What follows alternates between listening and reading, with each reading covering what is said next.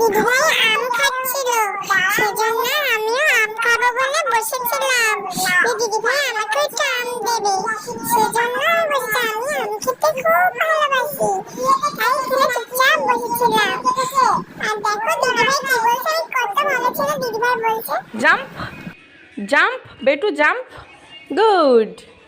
Seat, বসো এবার, বসে পড়ো, সিট, গুড।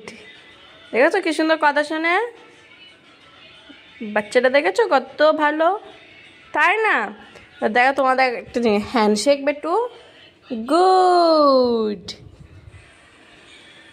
দেখেছো কত কিছু পারে ছোট্ট সোনাটা, সবে যে 5 মাস বয়সে কত কিছু শিখে গেছে।